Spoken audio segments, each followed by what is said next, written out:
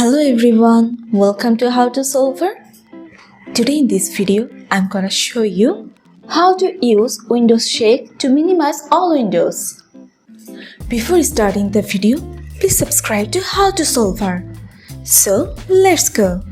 For this, you have to open your settings. Now go to System.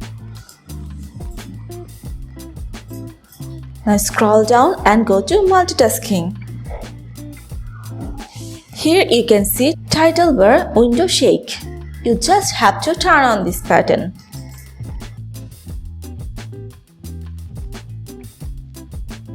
Now you have to go to your Snap Layers and you can open another file or application.